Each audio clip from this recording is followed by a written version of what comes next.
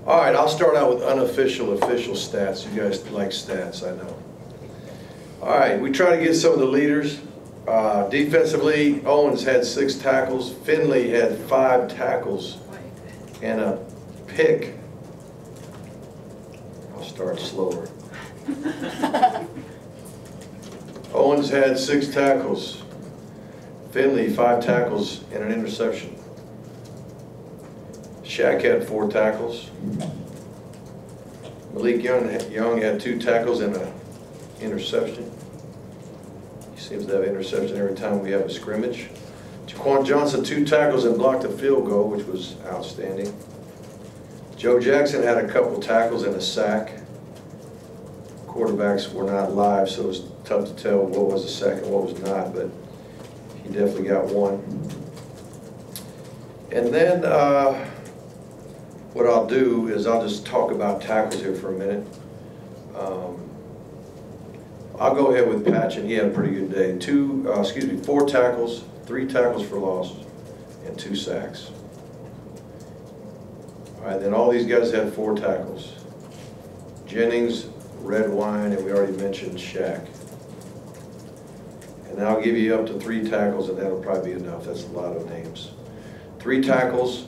All had these guys all had 3. McCray, Carter, Smith, Mike. That was Mike Smith, and then we had D. Smith, and then we had I can't read this one. Murphy had 3. Wilder had 3.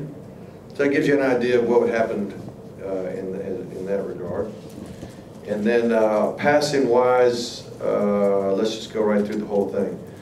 Malik was 8 for 14, 181 yards, and 3 touchdowns. 180.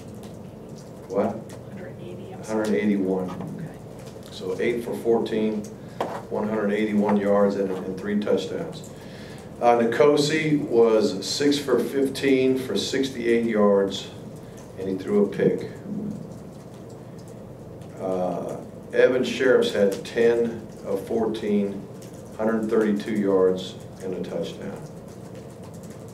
Vincent Testaverde was 1 for 5 for 3 yards.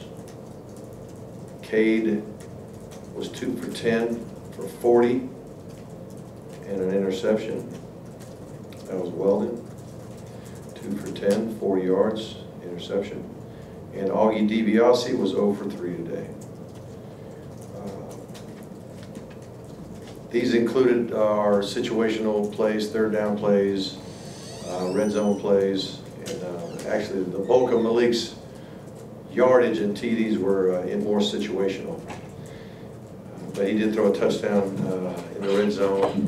We had a red zone drive that started on a +16, and he threw a nice touchdown pass to Herndon.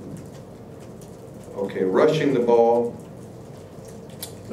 Won't go through too many, but Walton was 7 for 39 and a touchdown, averaged over 5 yards a carry. Homer had 8 carries for 55 yards. He did fumble.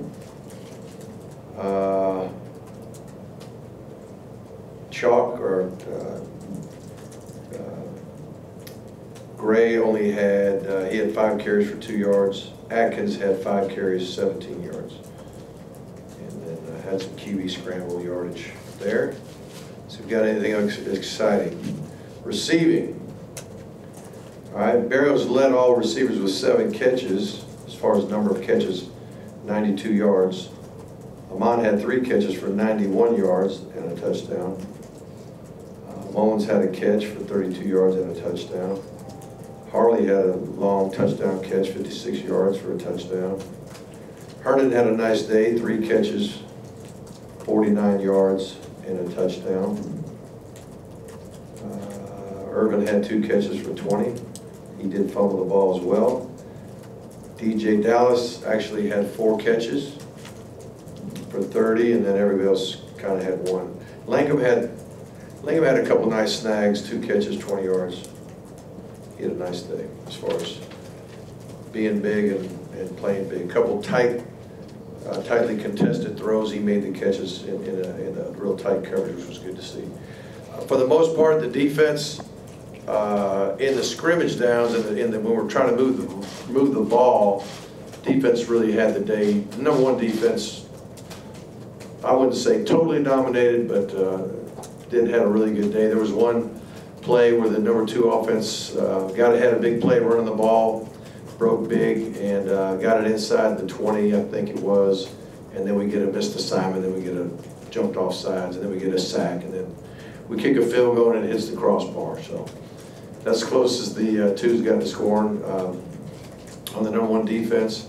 Number one offense, I know had a field goal drive, had 2 touchdown drives, and had a touchdown drive in the red zone, and then actually threw a couple touchdowns in the third and medium periods actually.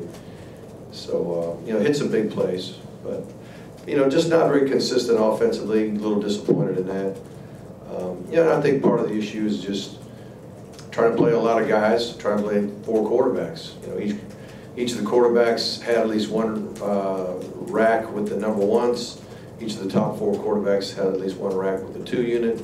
So it's tough to get the consistency that you'd like, and you can see the veteran guys did better, and not just at quarterback, but just about every position across the board. The guys that really knew what they were doing could weather the storm of adversity and the heat and the humidity and all that. And younger guys, I wouldn't say they folded up their tents, but it was a big struggle for a lot of those young kids, because not only was it hot and nasty and things weren't going good, but they just really having a good grasp of what we're trying to do.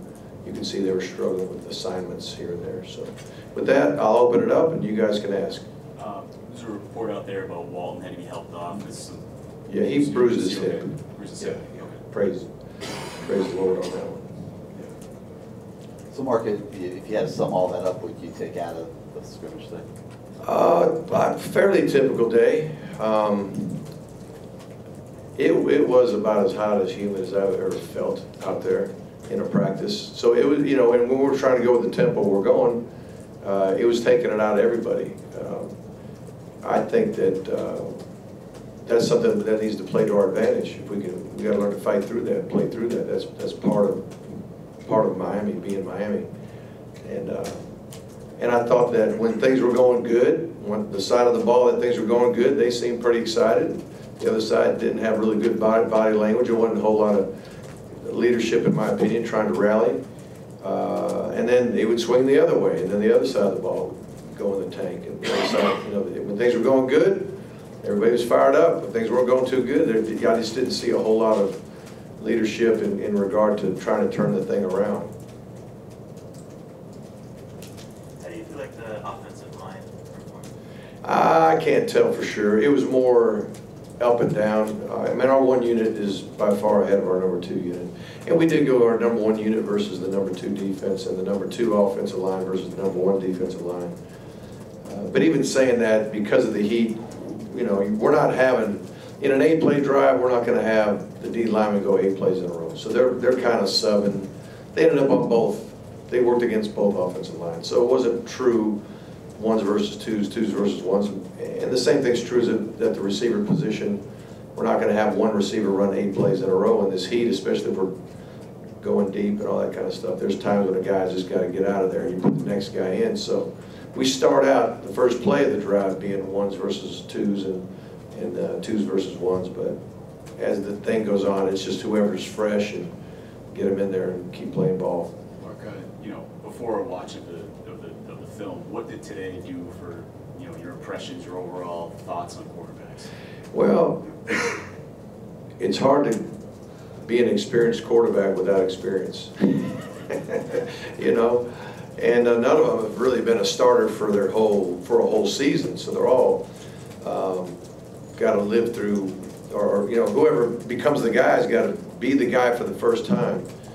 And but the guys that have the most experience in practice and in this system, Malik and Evan, they did better. They knew what to do, knew where to go with the ball, and they functioned much better than the young guys. And our defense is very good. We all know that. And Manny was dialing up a few beauties, and we were having a tough time picking things up at times.